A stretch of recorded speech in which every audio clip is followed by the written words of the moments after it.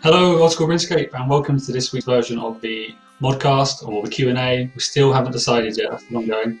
I'm your host, Mod, and I'm delighted to be joined by Mod Kieran. Hello, how is everyone doing? Mod Husky. Yeah.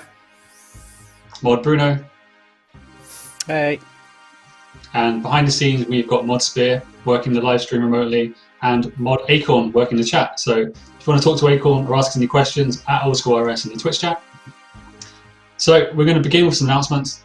Then we'll tell you when Darkmeyer's coming, and then we'll get on to the questions. Firstly, so last week we published that Jagex had been sold to a new parent company. We're not answering any questions about the topic.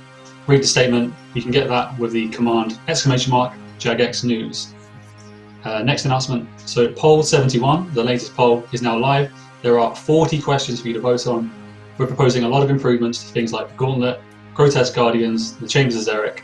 A few other player requests in there, like the Rocky recolors, the Monkey backpacks, and the Mythical Max Cape.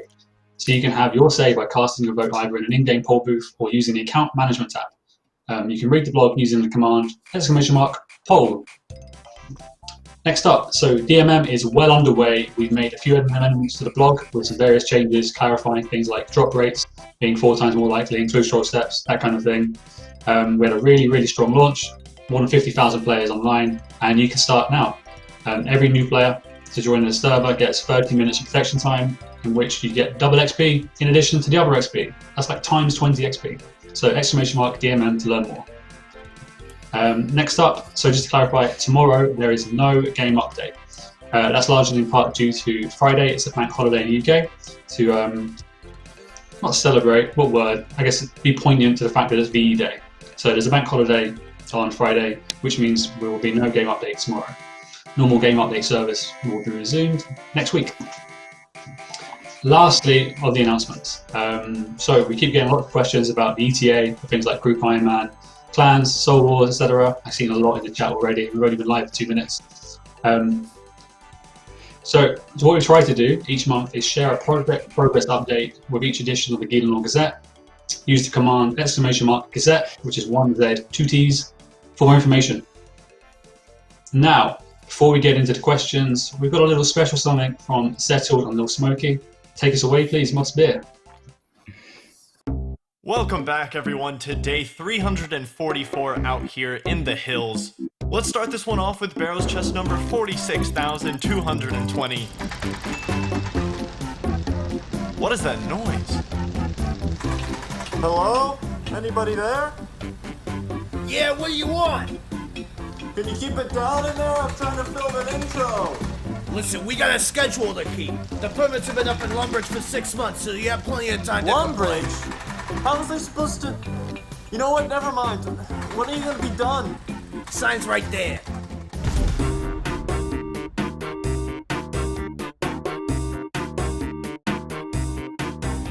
This changes everything.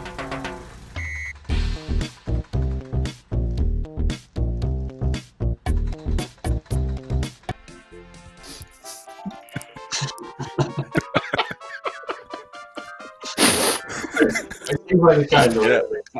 We didn't need that last part of the little tunage, but why not? It's fantastic. I think that video is just amazing. All right, awesome work. I'm so glad we got them able to help us with the release date announcement. They made it a little bit better. We've got lots of really cool artwork and atmospheric like illustrations and whatnot. I think that's probably the best way to go. So it's way more old school. Okay, oh wait, so we've got Darkmeyer. What's that? So what's that? 4th of June? That is what they said. Yep. Literally a month away. That's it. Awesome. You know what I think is really cool? It's that on this game, like, we're able to work with like the people in our community rather than outsource some video to some traditional professional firm. Is we can use our community to help create these sorts of videos and give back as well. Like, I think that's just amazing. Sorry, I'm just going off on one, but I'm just feeling really passionate about this, and it's just like, it's actually quite amazing that we can work together between us and the community to create stuff like this and help to advertise the updates as well. But It's genuinely pretty cool, and it's something that I don't think you see many companies doing out there. It's pretty unique. Okay, before we move into the Darkmeyer questions, let's start as we do every week, working remotely. Find out a bit about you guys. So, how on the stream, how's everyone doing today? Let's start on the side with Mod Kieran. How's it going? I'm good, man. Yeah, it's getting to the point where lockdown's a bit tiring, and I could do with just having some alternative scenery than this one room. But cracking on all right. I'm just keeping busy, especially in spare time, making sure I'm speaking to a lot of friends.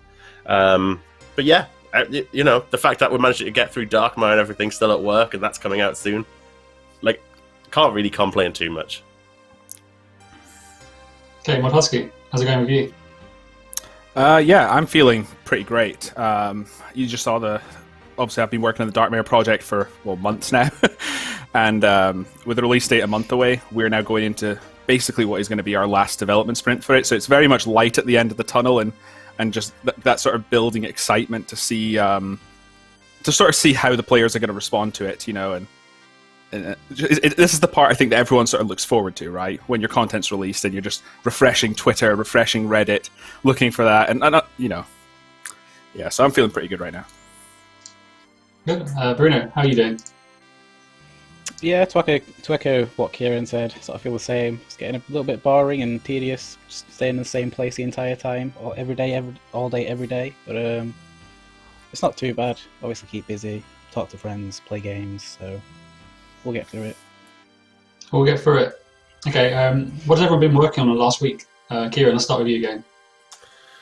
Oh, what have I been doing the last week? I'm trying to think now. My mind's complete. All the days blend into one. That's definitely one of the things, working at home. Just try. So, you know what? Go to Husky. I'll get back to you. Okay. All right, Husky. What have you been up to? Yeah. So, as I said, we've moved into the last development sprint for Darkmeyer. So it's been very much a case of we've gone through all the balancing. We've tried to run numbers, simulate playtest, run everything we can for the Hallowed Sepulchre. On the Warden's team, and it's just getting ready to get the rest of the team to playtest that. So that's what I've been doing. A lot of spreadsheets, a lot of saying, okay, well, these are the XP rates that I'm getting, but how many mistakes am I making? How much time is that costing me? And all that stuff, and trying to coordinate and get everything sort of feeling right for the content. So it's been a lot of that, but I enjoy it and I don't enjoy it at the same time. I think I enjoy working with spreadsheets, but it takes a long time to do it, Okay, Bruno, what about yourself? I've also been really busy just getting the final bits of the Darkmeyer update ready. It's been really fun. Just today I finished testing the final boss of the quest, so that's really cool. Look forward to that. Yeah, mostly the quest and that sort of stuff. Kieran, I'm going back to you. Have you remembered? Of course. The main thing I've been doing is training the new content developer, Mod Arcane. And what I can say is we just finished training yesterday. So Mod Arcane is now working properly in the operators team and is going to start working on actual content. So that frees up most of my schedule to start focusing on other things. The sort of thing I'm going to be looking at soon. I've just got off a previous call to this stream, talking about using proper leveling up the way we talk about projects inside the company, to use more formal creative briefs, bring a lot more details together, just to benefit the way that development works alongside the publishing team and marketing teams, that sort of thing.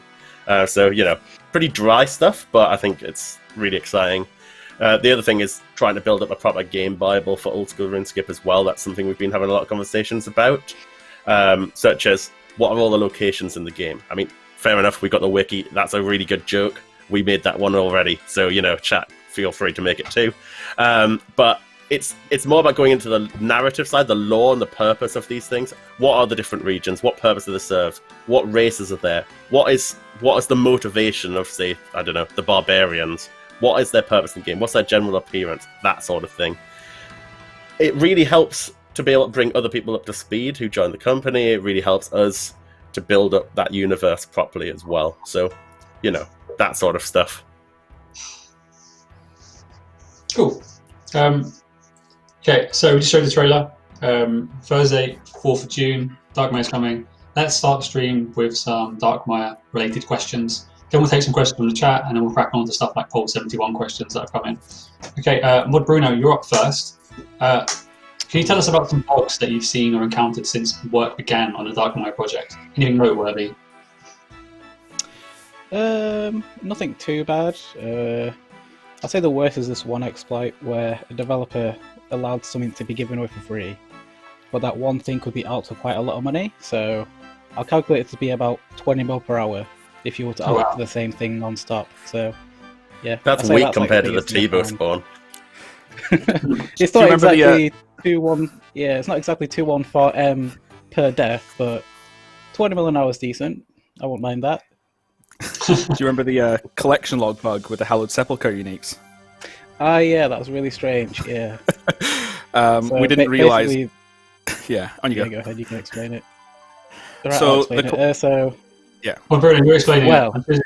I'll explain it. So we found out that if you have too many items in your collection log and you complete the collection log, then the last item on the collection log won't be counted properly. So you'll end up having actually like 100 items collected, but it only shows like 90 items collected because it won't recognize that there's that much space for the collection log to have. So yeah. It turns out that so objects like things like dragon fire shields and stuff have like a variable on them, and those things can't stack. So when it transmits the items that you've collected to the collection log to display them, if you have things that can't be stacked. It was quite funny. It was the Ring of Endurance that did that, and the best part was as you incremented the number of Rings of Endurance, the number of lockpicks would go down or something like that. It was a really weird and interesting bug. Took us a while to find out what was wrong with it, but I'm glad we made it on the end. I think that was God Ash that pointed that out. Who else? Yeah. Okay, moving on to the next question. Mod Spear, if you are listening, I'm seeing in the chat that the music might be too loud. I'm not sure. I'll let you know. Okay, next question. Mod Husky, you're up next. So what has been the most challenging part of developing the Hallowed Sepulchre? I think the biggest thing for me personally isn't actually anything sort of necessarily content side, right? I think everything in the Sepulchre is relatively straightforward once you've got the sort of key pieces developed. I know some of the traps we don't really have anything in game I could reference to, but I think this has been the first sort of project where, yes, Ed is running the Darkmeyer project, but like I think I've basically been the developer in charge of anything that happens in the Sepulchre, right? And that's talking to audio and graphics and making sure that all the moving pieces are sort of happening correctly. And there's a lot more than just putting things in the game, but it's going to artists and getting that feedback on certain assets that they're doing or animations, and then going to QA and saying, hey, here's some information that you might need to know. And it's just sort of overseeing that entire process, but also like Mod Flippy has been working on the Sepulchre as well, but just sort of like checking that he's okay with the things that he's working on and that I know what he's doing, because that can infer other things. So it's kind of been a lot more of a keeping that small part of the project running and sort of being probably the hardest part, I think, for me. But it's definitely been an interesting learning experience for sure, and excited to do more of that stuff later on and have that full sort of ownership on a piece of content that's going in the game. You've come a long way. It seems like just yesterday we had the 4th dungeon going. That's a throwback. One question. What challenges have you faced during the Hallowed Sepulchre project? Anything noteworthy there? Sorry, was that me? What, Bruno? Sorry. Same question to you. What challenges, or what's the most challenging part of the so far for you? I'd say the balancing is quite hard to get right, because we can try things as much as we want, but we don't know how the players will try them. Obviously, we can try them as professionally as we can, and since we're both quite experienced in the game itself, I think we'll do a good job. But we also need to have like the balancing for the people who might not be as good at clicking quickly and making sure that they recognize the patterns and that sort of stuff. So the balancing for the Sepulchres have been a little bit hard, so hopefully we'll release it and people will be happy with it. Okay, I mean, we'll devote quite a bit of time to adjusting any balancing and XP rates we need to post-release anyway. Okay, Yeah. next question for all of you. I'll start with Kieran first and we'll work along the line. After completing the Sins of the Father quest, what's the first thing you think players should do once they have access to the Darkmeyer city?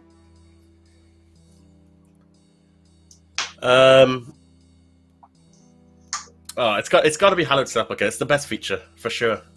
Easily the best feature to go and do. Like, stop running around your laps around Seer's Village rooftops from like 60 to 99 or whatever level it's unlocked. Like, that's boring. Come on, do Hallowed Sepulchre. It's gonna be wild. It's gonna be so much more interesting and fun to do. Okay, Husky, same question to you. I'm biased, right? It's the content I've been working on. It's one of the, I think it's one of the first pitches I've had in project pitching that's actually gone through into the game. So yeah, I'd agree with the same. It depends if you need to train agility, but even if you're not looking to train it, at least give it a shot, because I mean, I've spent probably, people in the chat were joking my test account must have 200 mil agility, and feels like it.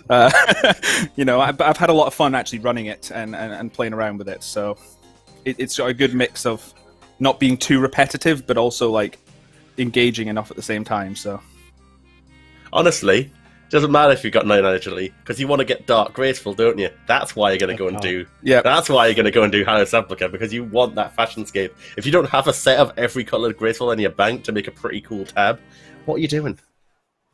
I think I should I'm know that I've spent all my max because I've got every single set. So now I can't get another set of Graceful. So I might have to go back to RD for a bit. But to switch things, yeah. But to switch things up, I won't answer Hallowed Sepulchre. Without any spoilers, I'd say just have a good look at the city and just look around, talk to the NPCs. Maybe try out the Violord Slay tasks. They're not too bad from what I've seen. Be one of the first people to get a blood shard and sell it for like 50 million. So why not? Okay. Next question. This is for all of you. We'll start with Kieran. Are there going to be any Easter eggs in Darkmeyer? If so, could you give the players a hint to one of them? If there are any, I'm not party to them. Normally, that's the sort of thing the development team itself normally runs away with, and does little things here and there. So, I'm not aware of any myself, but I'll let the other guys tell you if there are any. Okay, Husky, what epic memes have you hidden away? There's some memes for sure. Make sure to read NPC dialogue. I think some of it can be quite interesting. But as for specific Easter eggs, I think that if we give any sort of teasers, they just get found on the first day, and then there was no point in them even being there. So I think it's kind of a lot more fun to watch the players discover them. I mean, we still talk about in the office. Have they found that Easter egg back from Nightmare? No, they haven't found that yet. So I think that I think it's more fun when people find this a lot later down the line. But there's a large variety of it, from NPCs, dialogue, just interactions that are going to happen in the game to keep an eye out for. So yeah, there's plenty of them. So keep your eyes posted. Bruno, any hints you want to give away? Are you gonna yeah, without showing off too much, just make sure you use items on items and maybe characters. Those are like the standard type of Easter eggs. There's a few good ones that I've seen. Okay, move on to the next question. This is more a narrative question concerning the quest, so I'm going to go to Bruno for this one to begin with. So we mentioned in previous blogs that the players will face Drakan once and for all. Does this mean this is going to be a really hard boss fight? It's pretty hard, I'd say, yeah. I don't want to release too much. Existing content at all? I'd say it's close to the Dark Fragment of Seren. Okay. I'd say it's about the same difficulty. But wait and see. It's definitely harder than the previous fight in A Taste of Hope. Yeah. Rhinus was a joke compared to this fight. That had some fun mechanics. A little bit, I think. Take your quick tellies, hardcores. Don't go into that fight unprepared. Yeah, definitely on day of release, you wouldn't want to do that. And presumably the fight will take place in an instant, so should you die, your stuff is gone? For the final fight, if you die, you won't be able to collect your items because that would be a bit too harsh if you won't be able to collect your items back. So, although your weapon shouldn't be too bad, your weapon will be a vampire weapon, so it won't be something worth hundreds of millions. So don't worry about that. Okay, I'm going to Mod Husky for the next question. Why agility again with the Hallowed Sepulchre? I mean, given that we released, the Prif rooftops last year, why are we returning to the same skill so soon?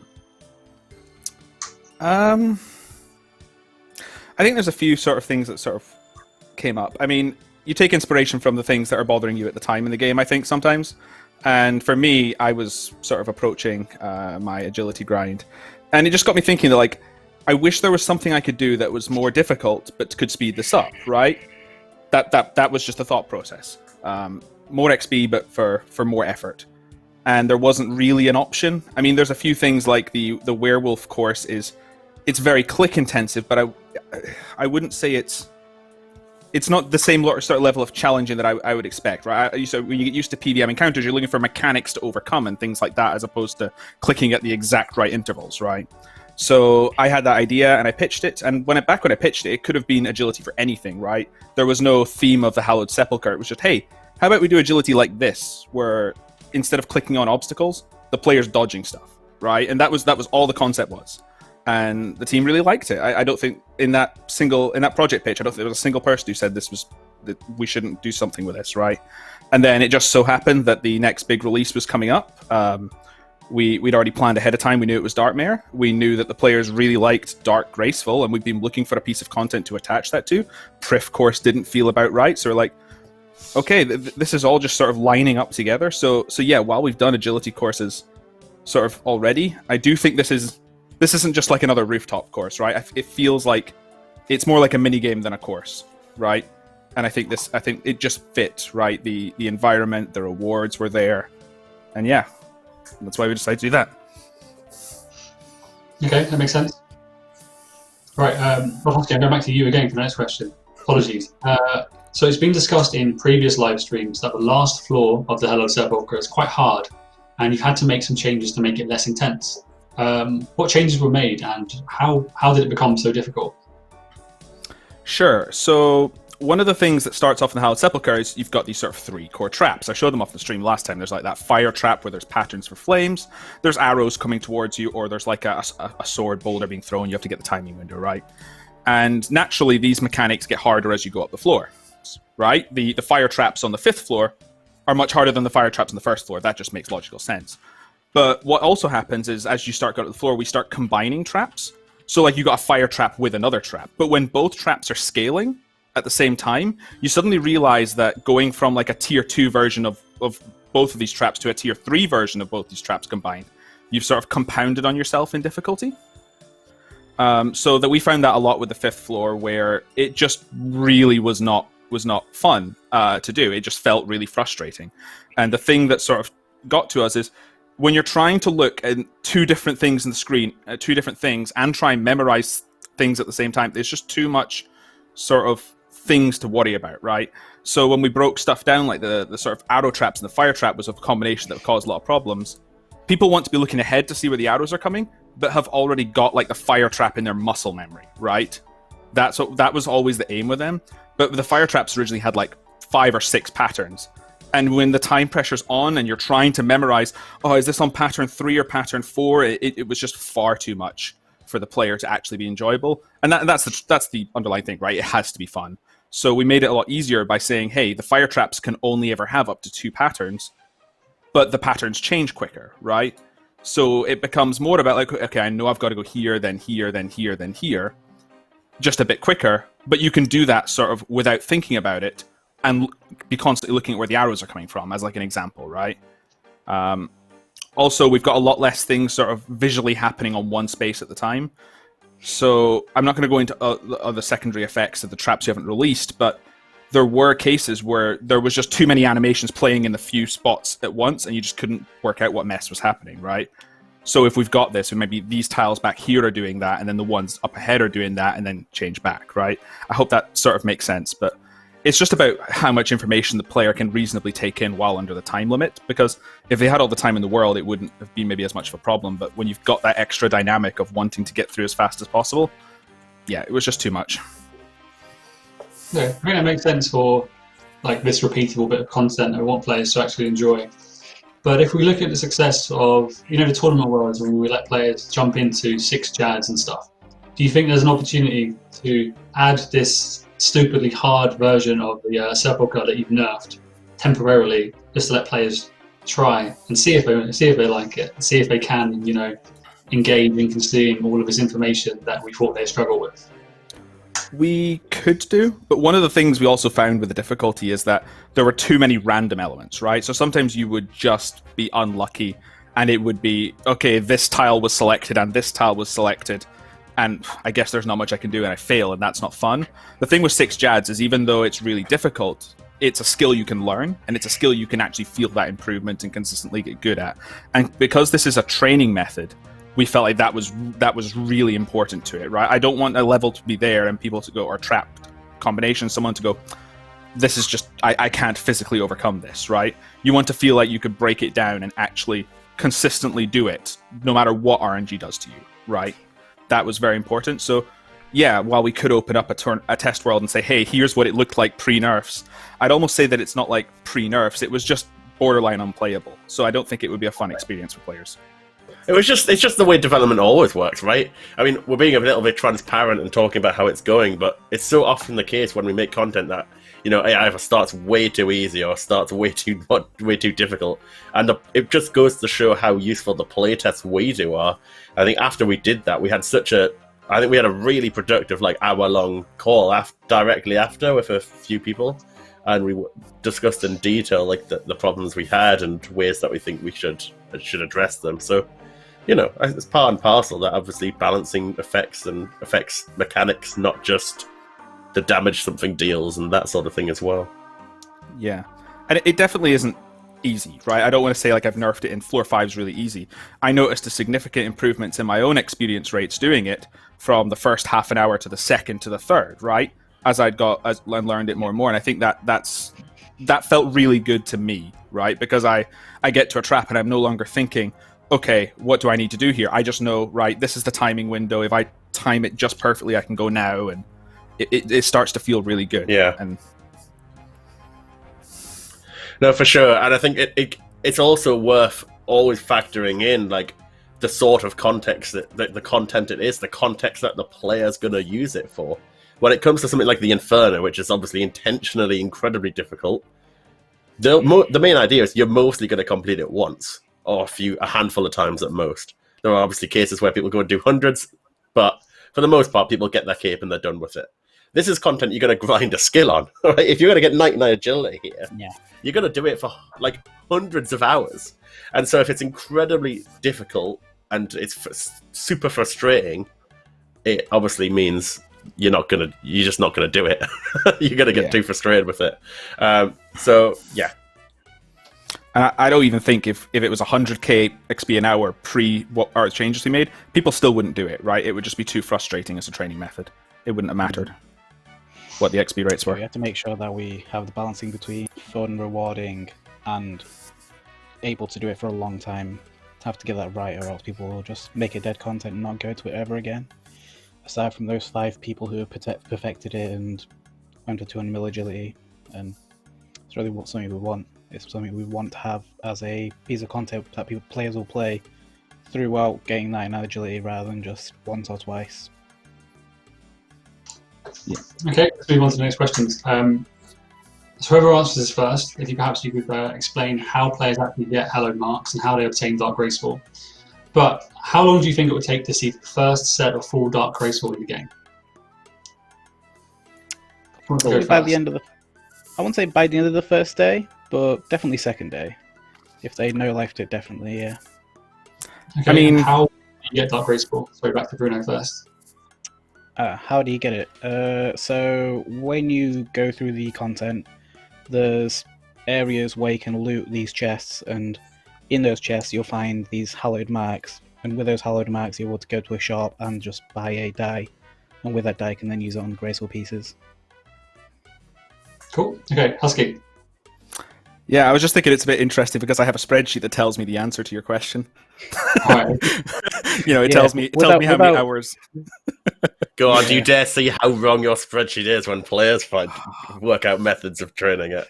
That's the thing, right? I absolutely know players will beat the marks per hour that I'm estimating to if they just go loot chests, teleport out, don't care about the completing the floor, right, and getting the extra XP and stuff.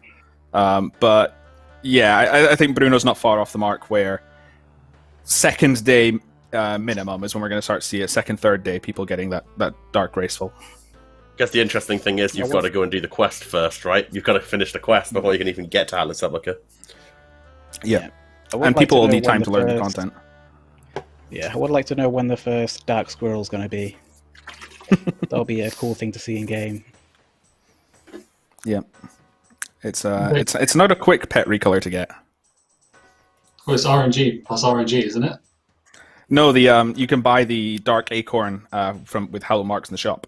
So it's a set amount of marks to get it. So players will choose.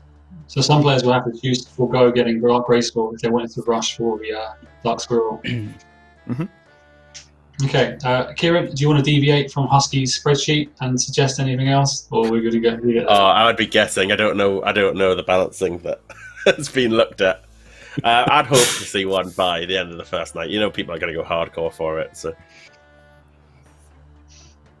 Okay, keeping with the theme of the Sepulchre, what items would you recommend players have equipped and in their inventory when attempting to plunder for the first time? I don't want to spoil what everything they need. I mean, I know what they're going to need, but all I'm going to say is you're going into a crypt with traps and various things you might encounter. So take any adventuring supplies that you think would be done that. And when you get to these encounters, if you suddenly realize you don't have the wrong thing or you don't have the right thing to do it, it should be pretty self-explanatory because it's sort of whether it's examine text or it telling you need to have X thing for it. But yeah, use your adventuring head and take your supplies in. What might you need? Okay, right. Last few questions on the Darkmeyer subject. So, Symbols of the Father is considered a master quest. Does this quest end the series, or will there be another one after it? And if so, would that then be Grandmaster?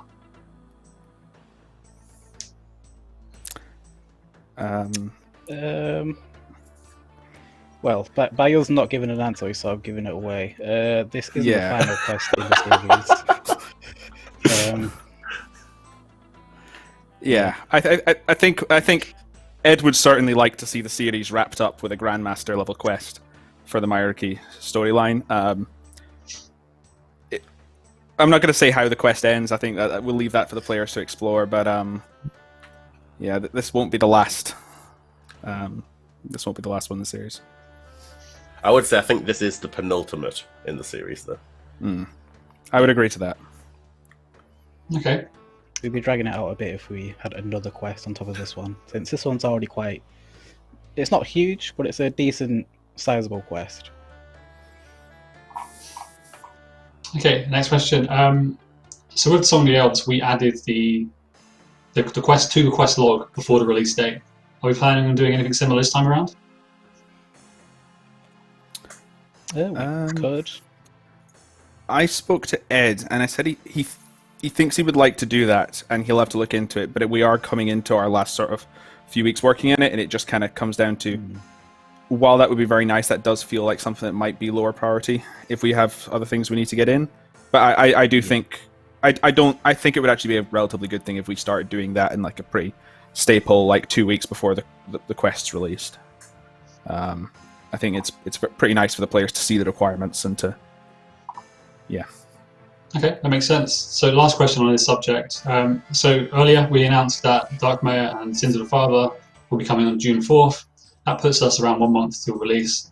What's the last month of a project like? I mean, I think in kind of games industry news lately, we hear a lot about crunch and stuff.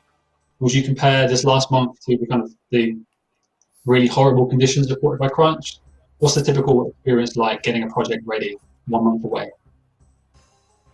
In terms of crunch, we really aim to have it at a crunch, so we're not that really struggling. We're a little bit more laid back. We're all very busy, but I think we've timed ourselves so that we have plenty of time to get the development done, and then have plenty of time to then play test with the entire team, make sure that everyone's happy with the quest, and make sure there aren't any obvious bugs or anything game breaking in the quest. So it's not going too bad.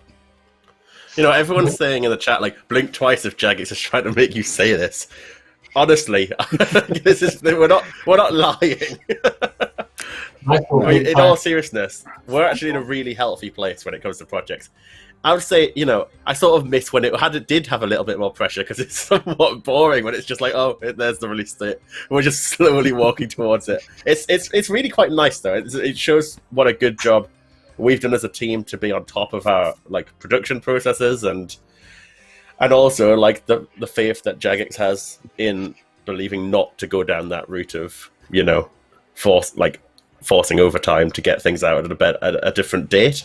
So, you know, we're in a good place. It's not always been as good as it is now. Like, if we go back to, say, the Chambers of Xeric launch and raids, or even the first Zaya launch, like, there were a lot of late nights in the office from multiple people.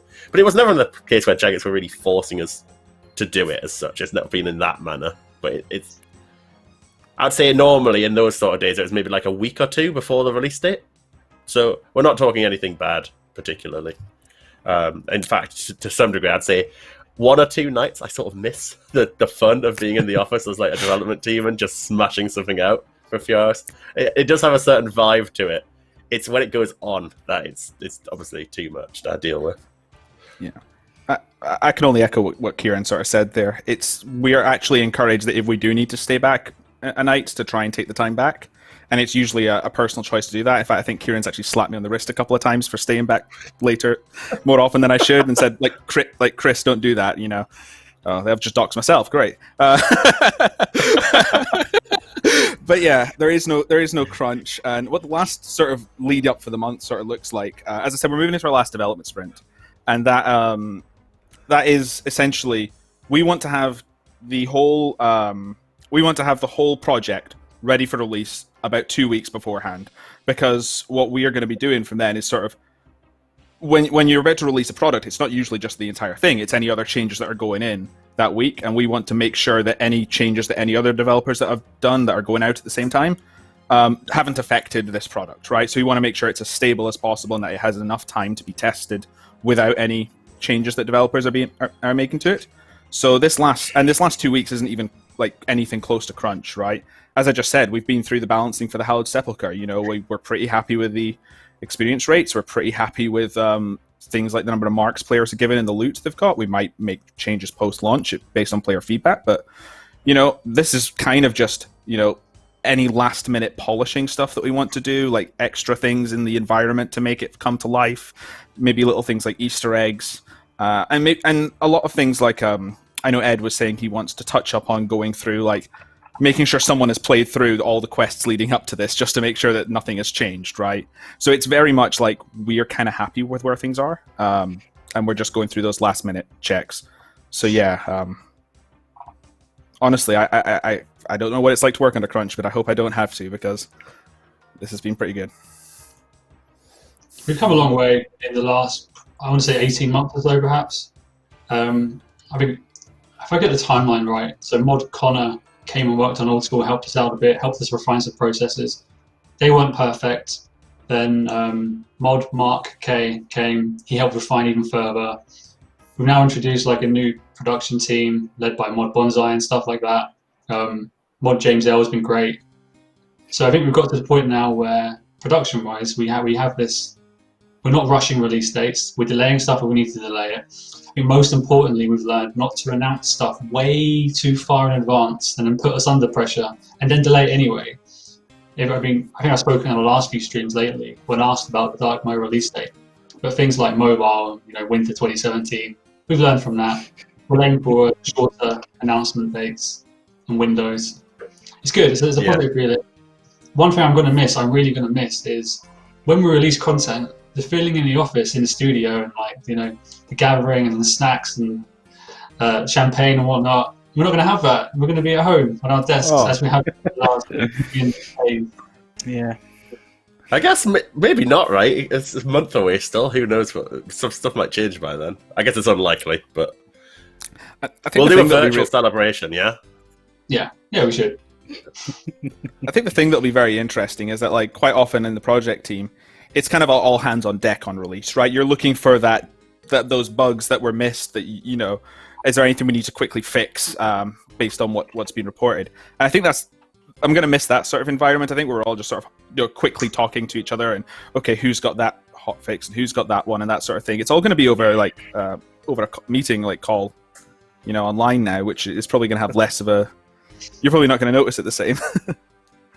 Yeah, I think back to the other big launches we've done, like when we launched like Theatre of Blood or Inferno and all these different pieces, Dragon Slayer 2 when that first went out, like, and everyone in the office has just got the stream on the side and just paying attention to what's going on, and it's just such a cool atmosphere when you get those days, and it's a good time to actually reflect on the amazing thing we've actually been able to create. For sure. Okay, we are about 2/3 of the way through the stream. Understandably, we spent a lot of time talking about Darkmeyer. Let's take some questions from the chat and let's answer some questions about Poll 71, which we launched earlier today. Okay, Elusive Alu asks, when will Clan Wars be put back into the wilderness? So this player is referencing the PvP roadmap vision we laid out in the March Elon Gazette, I believe. So Mod Oasis, I believe, correct me if I'm wrong there, was working on a new hub concept based in the wilderness, collaborating with Mod West. I think it looks fantastic. So we're looking at relocating Clan Wars and Last Man Standing there. And with Last Man Standing, we're looking at divvying up the lobbies. So there are 3 lobbies based on what type of game mode you want to play. So it's easy to find a match rather than everybody being in the same pen. Release date wise, I think we're looking a little bit later in the summer. I don't want to put a release date on it purely for the reason I just mentioned, but I think we're looking at kind of mid to late June.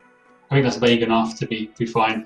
It's worth noting that obviously around that we need to make sure that we're taking time to make any Darkmeyer content changes based on feedback.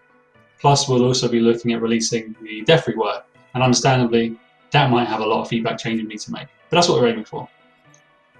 Okay, Rocco Dota asks, will there be something like a Twisted League soon? This is a question that pops up quite regularly. Over to Husky or QAing, whoever wants to take it. I'll take it. So, we've talked about leagues a little bit in the past. Obviously, we know we're going to come up and do another league at some point. Actually, I think the best thing to read is going to be the upcoming Gillinor Gazette in the middle of May, as we're actually got a whole section dedicated to talking about leagues and the ideation process behind coming up with a new league and so on. So, absolutely, we're going to be working on another league. We haven't announced what it is yet. We haven't announced what we're exactly trying to do with it. But I can't wait. I'm really excited by what we've got. But it's basically the next project straight after Darkmeyer, I think, for your team, Husky, right? Yeah, that will be myself, Flippy, and Ed working on that as soon as we've got through the sort of post-Darkmeyer period, which is really exciting. I haven't seen a single person guess what the next league is going to be in all the social media channels I've been looking at, which is really interesting. And Mod, as you said, Mod Flippy wrote the piece for the Gazette, so keep an eye out for that. It's quite informative and talks about a lot of leagues that we didn't decide to go with and why, which should be quite interesting to players. But that obviously doesn't mean they couldn't be re-looked at in the future, Yeah, for sure. I think one thing I want to talk about is just briefly as well is like, we're trying to be super ambitious with like what we did with leagues. Like, we don't want to just roll out another, okay, we did Zaire, now we're going to restrict you to Mauritania and release that as the next league. We want each league to actually be quite different. It should be a fresh experience each time. So we're thinking we're trying to think outside the box with what these game mode ideas are. And I think where we've settled down is like leagues is the core thing of having tasks to complete, with relics that give, those ridiculously powerful buffs, with that hard choice, and then some unique twist on the entire game. And that, I think, is where we're going with the leagues concept, and they'll all sit nicely under that, umbrella of leagues, even though they're all still quite different in and of themselves. So, I'm really excited, and I think when you guys see the blog coming up and obviously what we do with the next league, I think it would really be cool to see more ideas generated in the community as well about what we could do in the future.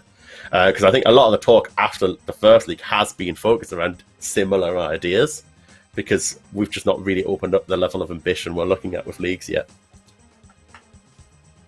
I've got to say, some of my most enjoyable meetings and off-site sessions were just the league's concept and ideation. I love being able to go into a room with the old school team and other people from around the studio who are interested, and just thinking of really cool shit, like what will players enjoy, what can we do. Cool. Okay, we'll race through the questions a bit more. Casually dropping the S word bomb there. 3 weeks. I'm sorry, everybody. Sorry. Cool stuff. What cool stuff can we do? Anyway, E-Rabbit asks, what's the feeling with DMM and Jagex? Is it a success? What does success look like? And does this mean the return of Deadman? Kieran, any insight there? Well, the first insight I'll tell you is more players played Deadman that's just come out on day one than any Deadman previous, including the Deadman initial launch when we first released Deadman back in 2015. No tournament has ever surpassed the original launch before either. So, in terms of players coming on day one, obviously remarkably impressive. But of course, we're in a unique situation where everyone's at home. It's also been a year since we last did one, and that obviously, everyone's super anticipated it as well. It's been chomping at the bit to get play some Deadman. Now, that doesn't necessarily translate to success as such as well, but we care about players playing into the season, like not just logging on day one and that's about it. So we do care about how long people stick around playing the game mode, and whether people come in for Deadman and stick around beyond Deadman. There's a lot of success metrics you can look at. I mean, on the business side as well, but I think it's been really exciting to see it come back. There's been a ton of engagement on Twitch and everything. It's been absolutely mind-blowing, the number of we sort of use the metric called minutes watched. How many minutes are people watching our RuneScape streams for? And that's skyrocketed over the last week since Deadman came out. So how many viewers did Boaty pick out on like the day of launch? It was pretty insane numbers. So I can't wait for the finale at this point, because I can't wait to see how well that goes and what happens over the course of the month until we get to that point. But from my perspective, if it continues to do well and everything, like I really hope that we can do something like one Deadman every year or something like that.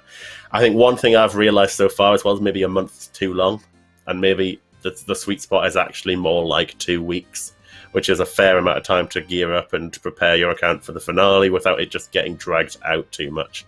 But, we can learn from it, and we can talk to the players that are playing it as well, for sure. But that's my input. And I'm not a PvP expert, and I'm not a Deadman expert either, so, take what I say with a pinch of salt too. Yeah, I also think the unique situation, as you mentioned, might lean it towards a month being more okay now, but when things are back to normal and people have less time, maybe 2 weeks is better as well. Because sometimes people will want to book time off work for that sort of thing. So, yeah, we'd want the hype to stay prolonged throughout the season without there having to be events every other weekend. Wanting to have it constantly popular rather than drag it out a month. And I think the interesting shift this time is that most of the time it was kind of the same, right? People ended up in Barrow's gear, maybe some of the PvP weapons, and they barely just got enough time to get to get that gear and get their combats maxed, right? Some people even said, I'll stay in 90 magic, right? But now with the amount of extra content sort of post reaching that, all the raid stuff, all the Theatre of Blood, I think that's actually going to open up a lot more. It's going to make it for a lot more interesting final, because there's going to be gear that people didn't have before, and there's a lot more strategies for people to take on this time, going to chambers, but making sure you take gear that you don't want to lose on the way there, or scouting to see if there's anyone camping the entrance. I think it's just shaken up this season enough to make it a lot more interesting than some of the other ones. Yeah. I think if you look at... I'll just add... DMM. Go on, Garen, you finished and I'll go. I was just going to say that I was seeing some talk in the chat as well, but we're well aware Deadman itself has problems, right? Certain problems that we cannot just easily fix. That is part and parcel of just the game mode. I've seen people talk about make it Iron Man so that people can't all feed a player or that sort of thing. and or swap and those sort of things. But if you make it Iron Man, you almost defeat the point of the whole crux of the game mode, in that you can PK people for loot. And even if you make it, that's the only way to trade, so to speak, people can just die to each other intentionally. So there's limitations there. There's the whole aspect of, people call it clan man mode, and obviously clans have a distinct advantage because they're working together. I've seen suggestions about having like a solo mode and a clan mode, which changes the rules around multi-combat. Like, there's different things you can play with, but I think fundamentally there's going to be always little problems associated with the fact you're basically providing a world to go crazy in it. And almost part of the game mode is actually the social aspect of it. And maybe that is part of a legit strategy, in that, you've got to form, alliances with other people.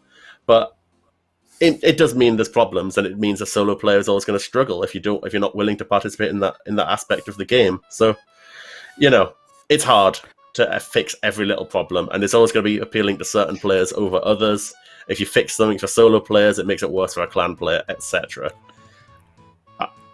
I'm not really going anywhere with this, other than I'm just talking about the fact that obviously this is a problem, and I don't exactly know how we actually solve them.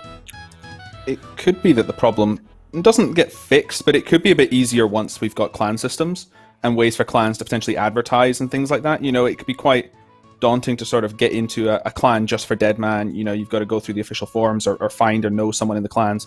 But if people could just advertise for Deadman clans and group up a lot easier, that could help that a lot. That's a good point. I play a lot of MMOs. I have done for years. I started RuneScape in 2004, playing Ultima and EverQuest prior to that. And it's so bizarre to me, someone who loves clanning and loves PvP, that there are complaints about it in kind of competitive game modes like this. I feel like clans and guilds usually elsewhere are embraced. It could just be that we don't offer enough content currently for the solo player, which is why they feel like Deadman's an opportunity for them, because we don't give them enough. So if we can do more things like the recent 1v1 tournament, which I consider went really well, then that kind of placates the solo player, and then we can kind of establish this system of DMM and Deadman, which is this is for the groups and clans and whatnot. I feel like in producing kind of Iron Man mechanics, that's going to diminish what makes Deadman in terms of PvP and stuff like keys and whatnot. You're right, we do have to look at, okay, we've already given this figure away, I'm happy to say it. On day one, we had more than 50,000 players playing Deadman. Is it because we allowed things like muling and swapping and whatnot? Is that the only reason why it's so high? In which case, are we happy with that? Could it be a success? I'm looking at the motivation for us doing the recent DMM tournament, or the ongoing one rather. It was just because we could do it with kind of little effort at a time when lots of people are at home, so it'd be nice for the community to play, and I consider it a success. People are enjoying it, so that makes it a success for me. If we want to try and extract value, like business-wise, and looking at things like player numbers, subscriptions, Twitch stats, and YouTube stats, and whatnot, we should, because that'll help inform, the future of DMM. But for now, I think it is a success purely because we did it, and players are playing it, and people are having fun. I'd echo that completely. At the end of the day, it's a charity tournament as well, right? That money is going to charity, actually, regardless of obviously how the tournament itself goes. So, it means a lot, and it serves a really strong purpose. Just to add to the clan point, I mean, I echo some of what you just said, Sween. But almost, I think, is it an element of the fact that Deadman itself as a design is fundamentally flawed in the competition part of it, in that it's a solo winner, right? It's not a clan winning the competition. It almost is a solo mode when it comes to the knockouts towards the end. And even if you do it and you stuck to the original format of Deadman, where it was, last man standing in a big group, that didn't necessarily work. I mean, you definitely need a clan system if you want to go further and in terms of having a clan win, but for the most part, the bigger clan is going to win when it comes to being pushed to a little central area around Falador or whatever. It's not to say a smaller clan can't win, but obviously it's more difficult too. Okay, thanks everybody for your input there. I think it's a really good, strong discussion. It has taken us very near the end of the stream. I reckon we're going to overrun, so apologies for that, everybody behind the scenes. I want to try and blitz through the poll 71 questions, purely because even though Darkmeyer is a huge deal and DMM's going on, 471 have tons of content, 40 questions, all really impactful stuff. So let's try and race through. There are 10 questions on my sheet. Let's try and do it. Okay, first question. Why did the team decide to remove the tradable Granite dust question? And will you look into rebalancing the Guardian's drop tables to make it more profitable than regular gargoyles? Who would like to step up for that question? I'll take it. I'll take it initially, but I imagine multiple of us will want to talk about it. So at first, I suppose we look at grotesque guardians. There's a lot of problems that people have happily identified for us over the last year or two. Firstly, the boss has lots of periods where you're just waiting around. The kills are quite long, which means it becomes a really long Slayer task. The drop table also isn't arguably very good, especially when compared to gargoyles, and that's another element. So I think the first thing is the fight should be fun. Fundamentally, that's probably the most important thing out of any content, is that it's actually enjoyable to play. Waiting around isn't. I mean, if it took 3 minutes to kill and you were fighting the entire time, it would probably be much less of a problem. It's the fact it's boring when you're stood waiting. And it's something we've learned in our boss design since and tried to do in a different way. And the Gargoyle boss has still got a lot of good merits. So firstly, those questions about addressing that will make the fight faster, assuming they pass at least. Now, making the fight faster alone will actually buff the drop table essentially in that you're getting more loot per hour because you get more kills per hour. It also means more Slayer XP per hour, depending on any changes to HP values of the boss. So I think that is one element of it. In that, the drop table itself doesn't necessarily need a buff, which is why the Granite Dust question was first discussed in the first place. If the Granite Dust is tradable, it gives you another thing to sell and hence actually get a bit more profit from the boss. But with the other changes, and the fact that Granite Dust could impact Slayer rates, and all of a sudden, anybody who is spending money on Slayer now buys Granite Dust, that buffs a lot of other tasks because your cannon is about 7% better. We need to have more of an understanding about the impact it would make that suddenly everyone had Granite Dust essentially all the time. My feeling is if it becomes tradable, it would actually be quite expensive. Because obviously there's going to be a limited supply coming in because it's only the people doing that boss. Meanwhile, all people doing efficient Slayer would want it for every cannon task, potentially. So I guess you would use it on the tasks where you're not using a cannon merely to aggro things and where you want the cannon to actually help substantially with the damage output. But yeah, I guess that's my feeling on it, and I think it would be safer to do the first changes alone, get the community feedback, and understand what the situation is after those changes are out. I think that's a really comprehensive answer. You've pretty much covered it all. Nothing more to add. That's perfect. Yeah. All right, question 2. So there are some concerns that with all the changes we're proposing, we'll be making the Gauntlet and Corrupt the Gauntlet too easy. What are the team's thoughts on this? Sure, I can take that one. So we've had a lot of player feedback over the time on the Gauntlet. There's a few issues. Some people like to speedrun it, but the times are so dependent on RNG, right? You find a boss, you keep resetting. That's why people haven't really broken the world record since the tournament, the competition that we put out, because it's just not an enjoyable thing to do, right? It's very heavily RNG. And also, people who've legitimately been doing it have found that they kind of have a preference for going for like the bow and the halberd, and most runs you'll get them fine, but it just really sucks to have that one where there's probably the bosses in one corner and you went this way round and didn't get them, right? And that just feels bad because that was completely out of your control. You had no way to actually do that other than, hey, I guess I'll just allocate an extra minute to looking for the bosses than I normally would just in case I get unlucky. And that just doesn't feel good. A lot of the changes, the poll blog initially went out, and it was essentially a collection of things that we felt like we could do to make it better. And one of the advantages of putting a poll blog out is that we can kind of compare which ones the players like and which ones they don't before we ultimately bring it down to a poll, right? If we just put out an open question and said, hey, we're thinking about doing this stuff, you won't get nearly the same level of feedback as you did. In fact, going out with that, if everything had passed from the initial poll blog, I do think the Corrupted Gauntlet would be too easy. But we've taken the feedback from the players. People quite like the idea of being able to redemption the hit from the Hunlift, which if it was calculated on hit, you couldn't do, especially because that was contributing to speed record time. So yes, you'll be able to do that. We'll just make an animation so you don't have to keep counting to 4 or have, I think there's a web app with Perp doing it for you. So you don't have to do that just to do the fight. We're buffing the mage weapon just so that it is... just so that it's actually competitive. I know people think it's a lot safer, obviously, than going in with melee, but to be honest, I find I've done quite a few Corrupted Gauntlet, and I don't actually feel a difference. I'm not getting killed because I'm moving into the Hunlift. I'm getting killed because I'm not moving correctly and getting hit by tornadoes or something like that, right? So we are slightly concerned. We were slightly concerned if everything had passed, but I think now with everything as it is, we're making sure that the inner rooms are still going to be random in the Corrupted Gauntlet, because of the 2 changes, I think we'd rather lower the armor cost to make. Because the problem is that it's not that the armor's not worth it, and that's not people are making it.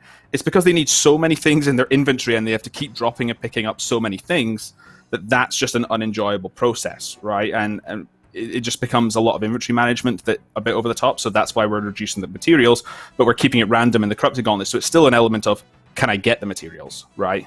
But if you do get them, you'll at least have the inventory space to get them. So it'll be slightly easier in that regard. And then the rest of the stuff's just minor quality of life, not having to force players to spam click on the range to get 1 tick speeds for cooking and things like that. So yeah, I think the Corrupted Gauntlet, we don't want to make it too easy, but there are just a lot of, I say, pains for people to do it that really shouldn't have been a factor. And yeah, I hope that kind of covers it. Again, just like Kieran's answered prior, really comprehensive. I think we left no more room there, so we'll move on to the next one. So, continuing the Gauntlet question, the Gauntlet has received some much needed attention in terms of improvements. Have you considered improving Crystal Armour as well? We did speak about Crystal Armour. We had a review of sort of equipment that we could theoretically want to change in the future, whether it be too strong or too weak. We haven't shared anything with that too much with the players at this point. But when we looked at Crystal Armour, we're like, okay, it should fill a niche, but where should it fit? And I think that's the question of, it sort of lacks an identity of what niche it should fill. It comes down to, is it just going to be, if it's more DPS than the blowpipe, it makes the blowpipe obsolete, and it's probably too powerful because the blowpipe's too strong, right? But if it's weaker than the blowpipe, then it's just not used, and that's the problem, right? So is the community asking for Crystal Armor to make the Crystal Bow better than a blowpipe? I'm not sure if that's a good idea, but I think the range distance that a Crystal Bow sort of offers, it also isn't like, you sort of then just start using like your Dragon crossbows and your Armadillo crossbows, whatever, and your Twisted Bows, right? They cover the long range aspect much better. So I think there's an element of saying, where should it sit? And I think the team just couldn't reach a consensus on what that niche should fill, right? So I don't think it's a case of just make the numbers better. I think it's identifying where we want that to sit in the range sort of tier list. And that question, just we don't have an answer to that. But if the community has suggestions for that, things that perhaps we haven't considered, then that would be great to hear, you know? Okay, well, so it's a case of we're not ruling it out in terms of improving the armor. We need to know what to do, and it needs to be the right thing. I know we're also looking at a wider equipment look rebalancing anyway, so perhaps that falls under that, but not for this poll. Okay, we'll move on to the next question. Will the Mythical Max Cape be better than the Myth Cape, or is this purely cosmetic with some Myth Cape stats? I'm happy to take this. So I think this is because of some confusion around the initial wording of the poll blog, in which we said that the Myth Max Cape would be the new best in slot, which led to some players believing that we'd be making some stat changes or things like that. That's not the case. It'll be exactly the same stats. It will be like joint best in slot. Okay, next question. What are your thoughts on just reverting the Wilderness Slayer change that went out last week instead of increasing the spawns of Black Knights and Blood Bells as we polled?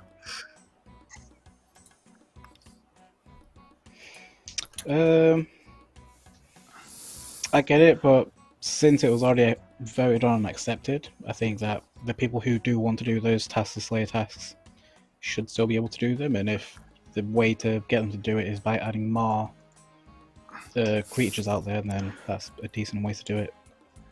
I don't think the creatures added were necessarily a problem, right? If you're nerfing Wildy Slayer, then it would be by putting like a lot of a creature that's really slow to kill that gives bad XP, right? The creatures themselves are fine, it's just that there's not enough of them available. So it seems that the players really did want to have these creatures, as a majority as killable and assignable, and then later realize there's just not enough of them. So it sounds like, yes, we could revert it to fix that issue, but since there was an appetite for the players to want it, the issue is just put more of them in, right?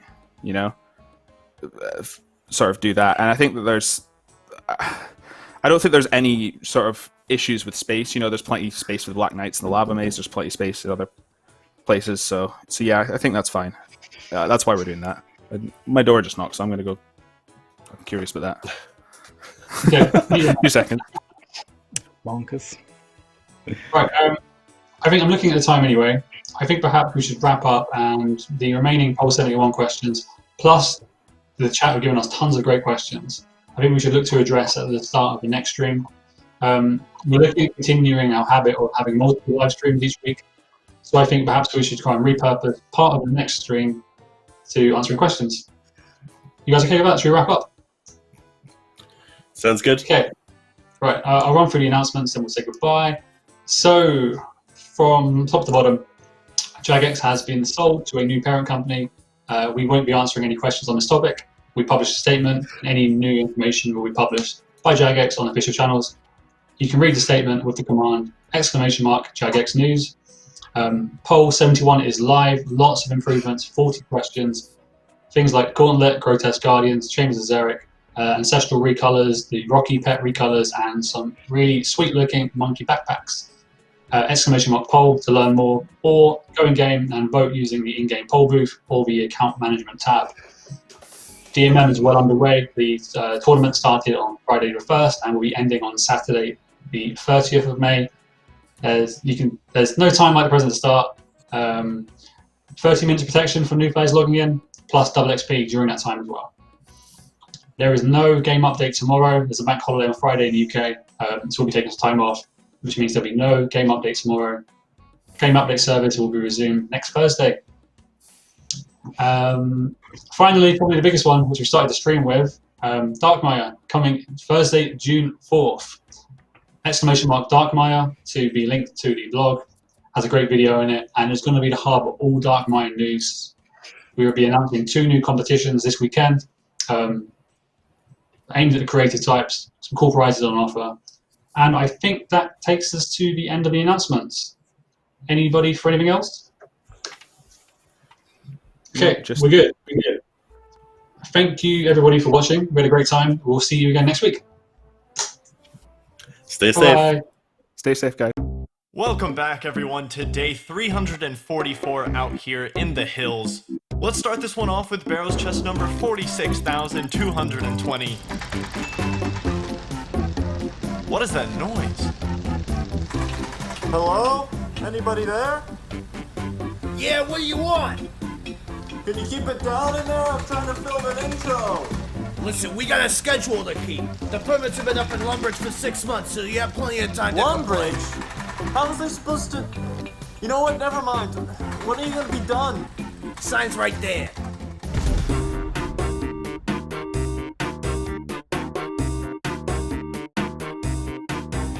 This changes everything.